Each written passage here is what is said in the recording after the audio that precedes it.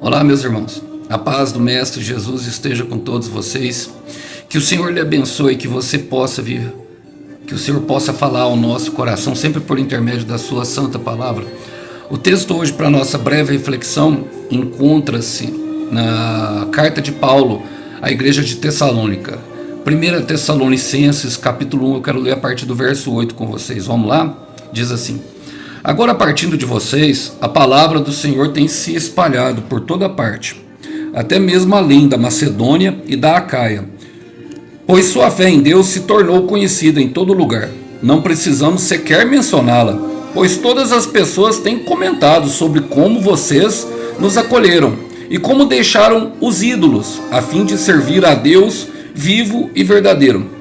Também comentam como vocês esperam do céu a vinda de Jesus, o Filho de Deus, a quem ele ressuscitou dos mortos e nos livrará da ira que está por vir. Glória a Deus. Irmãos, essa palavra, essa carta de Paulo é uma carta de louvor e exaltação ao nome do Senhor por tudo que ele fez na igreja de Tessalônica. Bom, vamos lá, eu quero contextualizar um pouco a fim de que vocês entendam. A igreja de Tessalônica era situada na Macedônia. A Tessalônica era a maior cidade da Macedônia e uma cidade próspera, que também tinha em tudo o favor de Roma. O Império Romano dominava o mundo naquela época e por isso eles não pagavam muitos impostos e por isso se devia prosperidade. E também, lógico, a mão do Senhor estava sobre eles. Mas ela também é um exemplo de fé e superação. Por quê? Porque é uma igreja nova convertida. Tinha acabado de aceitar as boas novas e estava enfrentando grande perseguição dos judeus, que logicamente condenavam Paulo pelas suas pregações por causa da graça. Bom, e o Paulo ele foi chamado justamente para pregar sobre a graça do Senhor Jesus. E Paulo se admira muito do que ele vê e expressa logo no começo da sua carta algumas dessas palavras que eu citei a vocês. Bom, vamos trazer para nós. Eu não sei em qual parte do processo que está, mas o desejo do meu coração é que traga fé e esperança ao teu coração. Começa a falar assim, ó: agora partindo de vocês. Irmãos, sempre parte de nós. Sempre parte da nossa disposição. Nós sempre vamos ter dois caminhos à nossa frente. Ou o Senhor ou o diabo. Eu tenho falado muito sobre isso. Em Romanos 6,16 diz que nós nos tornamos escravos daquilo que nós escolhemos obedecer. Aqueles irmãos, eles estão recebendo favor do Senhor porque escolheram obedecer ao Senhor. Então é partindo de nós. E é sempre partindo de nós que o Senhor faz com que o nosso testemunho alcance outras pessoas. Primeiro em nós e depois através de nós. Então, esse processo que nós estamos vivendo é justamente para um aperfeiçoamento do santo, para que você possa viver o melhor de Deus. Então, suporte o processo. Fala assim, ó: a palavra do Senhor tem se espalhado por toda parte. Glória a Deus por isso, irmãos. Glória a Deus por isso.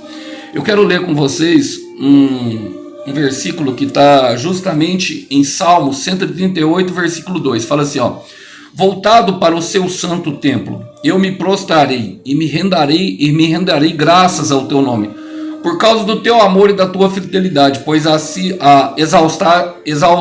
exaltaste acima de todas as coisas os teus nomes e as tuas promessas. Em algumas versões está o teu nome e as tuas palavras. Ou seja, o Senhor está falando que leva acima de tudo o nome dele e as promessas dele a sério, acima de todas as coisas. É isso que ele está falando. E ele está falando, e Davi aqui, Davi, esse salmo é davídico. Davi está se rendendo justamente à palavra do Senhor, para que através de Davi a palavra se propagasse. E eu quero falar para você, meu irmão, o testemunho do fiel é um testemunho de superação que serve para abrir, são chaves que servem para abrir o coração de outras pessoas. Eu quero repetir isso. O seu testemunho de fidelidade e superação será as chaves que servirão para abrir o coração de outra pessoa, para que outra pessoa seja alcançada por Deus. Então o testemunho do fiel é as chaves que abrem as portas do coração. Comigo foi assim, eu ouvi testemunhos que me fizeram chegar até Jesus. Então suporte o processo. As pessoas estão olhando para você e estão perguntando como é que pode. Já devia ter se entregado, já devia ter. Se fosse eu, já teria até mesmo tirado a minha própria vida, mas você continua forte, porque o Senhor é contigo. Talvez o seu sentimento não seja um sentimento bom no momento, mas mesmo assim o Senhor ainda está aí, lhe fortalecendo. Eu tenho certeza, irmão, por quê? Porque você vem aqui se alimentar da palavra, a palavra dá força. O Senhor engrandece a palavra e te leva até a promessa. As promessas e o nome dele são as coisas mais importantes que tem para o Senhor, então permaneça firme. E ele fala assim, ó, até mesmo além da Macedônia e da Acaia, que era justamente o lugar onde eles moravam. Eu quero chamar a atenção porque a etimologia de Macedônia significa alto, e Acaia significa inocente, ou seja, o Senhor está levando o teu testemunho em lugares altos, e também a pessoas inocentes ainda, que têm se alimentado da tua palavra, que têm se alimentado daquilo que é o exemplo de fé e superação do fiel. São as chaves que abrem as portas de alguns corações que estão endurecidos, talvez opressos pelo sistema, talvez opressos pelo sistema que esmaga o pobre e o favelado. Meu irmão, continue firme, continue, resistente às perseguições, porque tem propósito. A palavra fala assim, ó, pois sua fé em Deus tornou-se conhecida em todo lugar. E se tornará, se não tornou, meu irmão, você pode ter certeza que tem gente observando. Romanos capítulo 2, 12, versículo 2. Romanos capítulo 12, versículo 1, fala assim, ó, livremos de todo pecado, de todo embaraço, a fim de correr com paciência a corrida que nos foi proposta. Perceba que é com paciência, irmãos, não precisa ser apressadamente. E essa é a fé em Deus. A fé, irmão, ela trabalha em nosso coração sobre aquela corrida que foi proposta. Eu tenho certeza que o Senhor tem uma palavra sobre a sua vida. Então permaneça fiel, com fé e também com paciência e sabedoria, para que você possa chegar até o final, para que o Senhor possa levar até, outros lugares, a qual vão ser comentados. Olha, Paulo continua falando, não precisam nem sequer mencioná-la, pois as pessoas têm comentado sobre como vocês nos acolheram e como deixaram os ídolos, a fim de servir o Deus vivo e verdadeiro. Irmãos, o ídolo aqui fala justamente, Ezequiel 14:4 fala que Deus responde a nossa oração conforme os nossos ídolos. E isso quer dizer que quando nós chegamos com a resposta pronta, o Senhor nos dá a resposta conforme o nosso ídolo. Mas se a resposta vier como um ídolo, essa resposta ela vai vir em forma de dor. Porque o ídolo fala daquilo que nós fazemos com o nosso próprio braço, fala do nosso orgulho. Mas a palavra está falando que eles receberam Paulo. Ou seja, os judeus estavam atacando justamente por causa da pregação de Paulo, e e até os líderes, os líderes daquela igreja eram líderes obedientes. Então toda a igreja era obediente, obedecendo ao Deus que é vivo e verdadeiro. Ou seja, eles se apegaram à verdade de que Deus é eterno. E por isso, eles receberam Paulo, vamos dizer, acolheram como se fosse uma pessoa. Lembra daqueles filmes que tinham no Velho Oeste antigamente? Wanted, procurado, ou seja, oferece-se recompensa de 50 mil, 100 mil. Estavam abrigando Paulo. Estavam defendendo um homem, estavam defendendo uma pessoa que eles entenderam que era inocente, que tinha um testemunho igual a deles, estavam sendo perseguidos por isso. Bom, e continua falando, todos comentam como vocês esperam do céu. Eu quero ler um versículo com vocês que está em Apocalipse capítulo 12, versículo 1, fala assim, ó, finalmente chegaram, capítulo 12, versículo 11, fala assim, ó, eles o derrotaram pelo sangue do Cordeiro e pelo testemunho deles, não amaram a própria vida e nem mesmo diante da morte. Irmãos, aqueles homens, além da fé, eles esperavam com paciência, passando por todo o sofrimento. Por quê? Porque eles venceram pelo sangue do Cordeiro.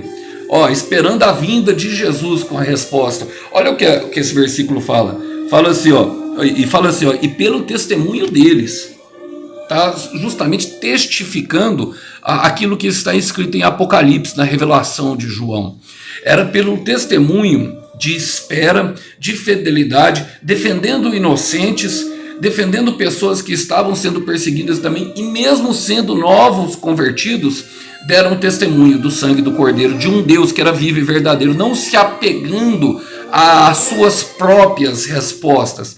Porque a verdade é, meu irmão, que sempre quando nós temos respostas prontas, nós não aceitamos as respostas dos outros. E por isso eles receberam Paulo. E por isso também eles esperavam a vinda do Filho de Deus. Acreditavam.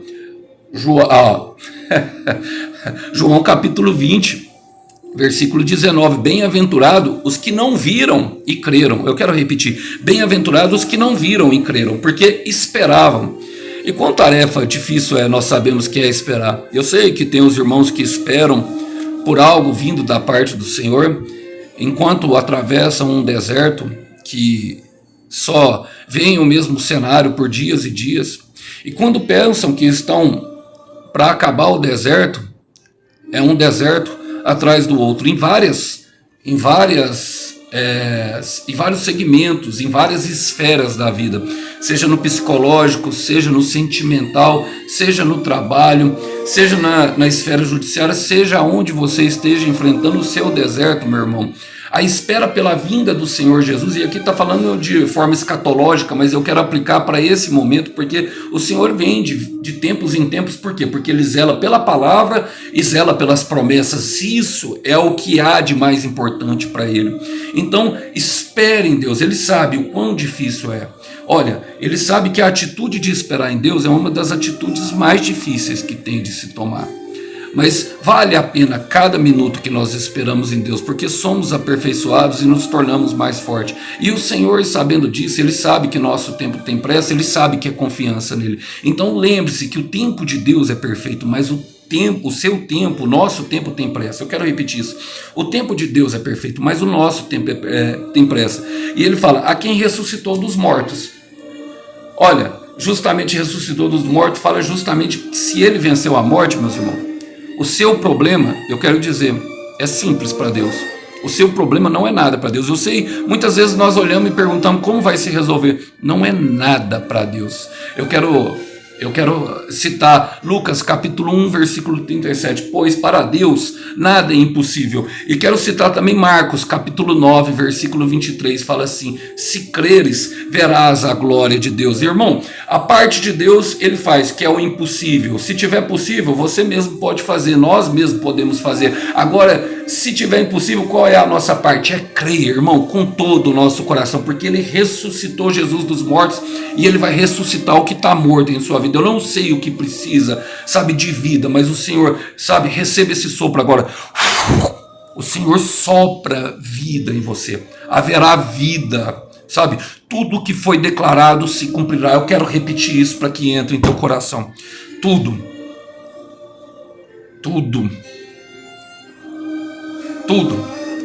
que foi declarado sobre a tua vida, mesmo que você esteja passando por um deserto escaldante, tudo que foi declarado se cumprirá. Tudo que foi declarado tudo que foi declarado se cumprirá. Receba, meu irmão, receba, minha irmã.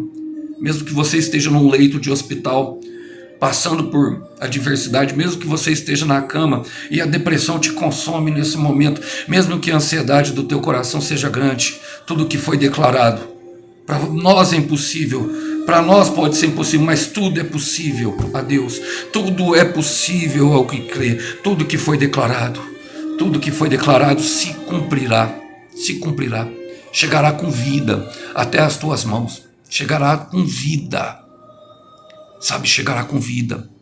Olha, ele nos livrará da ira de Deus. Ele nos livrará da ira de Deus. Sabe, olha, nós ficamos muitas vezes preocupados, mas nós estamos escondidos em Deus. Em Salmo 91 fala que aquele que habita no esconderijo do Altíssimo descansará. porque o Senhor nos livra do laço do passarinheiro e da peste da meia-noite que se propaga. Então não se preocupe, meu irmão, Ele está livrando você, está livrando a sua família, mesmo que você, sabe, seja um novo convertido e não tenha crença total, mas está enfrentando porque espera pela vinda do Senhor. O teu testemunho já está sendo de fé e superação, que serve de chave para abrir o coração de muitas pessoas. Em Salmo 60, versículo 6, fala que eles testemunharão, eles dirão grandes coisas o Senhor fez por nós, sabe? Eles testemunharão as grandes coisas que o Senhor fez, anunciarão com a própria boca sobre a tua vida. Então, portanto, só resista ao processo e aguenta firme a pressão do momento, porque o Senhor sabe exatamente pelo que você tem passado.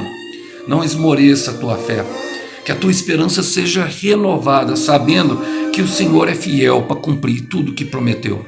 E eu quero terminar aqui justamente com aquela frase que eu sempre gosto de falar, que o Cordeiro tem a recompensa do teu sacrifício. Sabe? Fica tranquilo.